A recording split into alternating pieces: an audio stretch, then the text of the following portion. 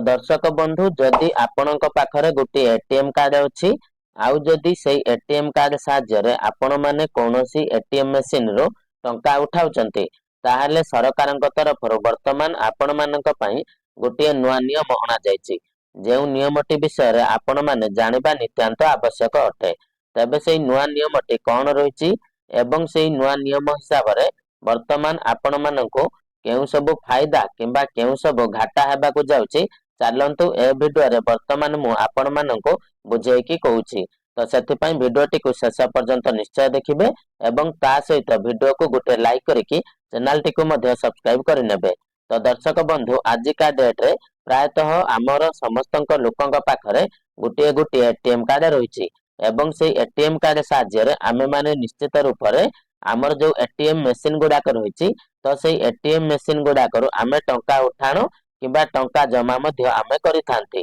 किंतु वर्तमान सरकार जो नियमटा आनिचंती तो सेई नियमटा केवल जेउ माने एटीएम कार्ड साहाय्य रे एटीएम मशीन रो टंका उठाउचंती सेमानक प्रति लागू हेबाकू जाउछि। तबे सेई नियमटी कोन रहिछि ता उपरे आपण माने टिके नजर पकई दियंतु। तो देखंतु एणिकी एटीएम रो एभली भाबे उठाई पारिबेनी टंका बदलिला नियम आरबीआई रो गाइडलाइन न मानिले नियाजिबो कार्यानुष्ठान। तबे दर्शक बंधु वर्तमान आम देशर सेंट्रल बैंक बा आम देशर सबठारु सर्वोच्चतम बैंक आमर जो आरबीआई बा रिजर्व बैंक ऑफ इंडिया जो रहिछि तो वर्तमान ता तरफरो आमर समस्त ग्राहक मानक पई जे मानक पाखरे गोटे एटीएम कार्ड रहिछि तो आपणक पई गोटे नुआ नियम मध्य आरबीआई आनिछि जे नियमटी आपण मानको समस्त को जानिबा दरकार। तो नियमटी कोन रहिछि ना आर्थिक ठकेई दिन को दिन वृद्धि पाउछि ग्राहकंक ठारू टंका लुटिबा पई हैकर माने विभिन्न उपाय आपणाउचंती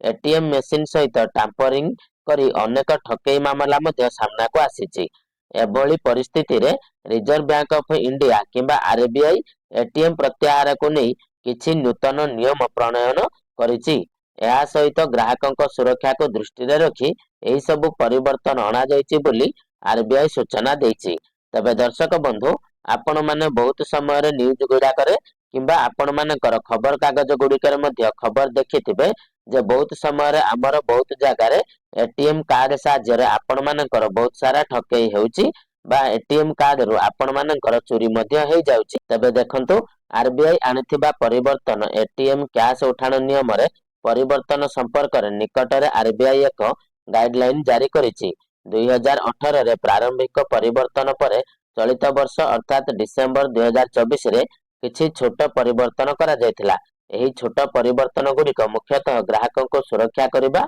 और एटीएम ठकेई रो घटना को रोकिबा पई उद्दिष्ट। तबे दर्शक बंधु वर्तमान आमर आरबीआई तरफरो आपण मानकर जो मुख्य नियम गुडिक रहितला तो सेमानक भितरु ग्राहकों को सुरक्षा करिबा एवं एटीएम ठकेई रो घटना को रोकिबा गुरुत्वपूर्ण नियम बा मुख्य नियम मध्य वर्तमान रहितला। तबे वर्तमान देखंतु अनेक थर देखा जाए जे ग्राहक माने एटीएम मशीन रो टंका उठाइबा को जानती और कौनसी भूल जोगु विलंब रे टंका बारी थाए केही केही अपेक्षा न करी एटीएम रो पळाय आसंती स्वरूप टंका भूल लोकंक हाथ को जिबार आशंका रहिछि। स्वरूप जदि ग्राहक एटीएम रो टंका उठाइबा समय रे टंका न नियंती तेबे टंकाटी 30 सेकंड मध्य रे स्वयंचालित भाव रे मशीन को फेरी जिवो सही टंका प्रत्याहार हेबा परे मध्य ग्राहकंक बैंक अकाउंट रे जमा हेबो। तबे दर्शक बंधु जेते बेले आपण माने एटीएम मशीन को टंका उठाइबा को जाउचंती तो से समय रे आपण माने जेते बेले आपणक एटीएम कार्ड माध्यम रे टंका उठाइबे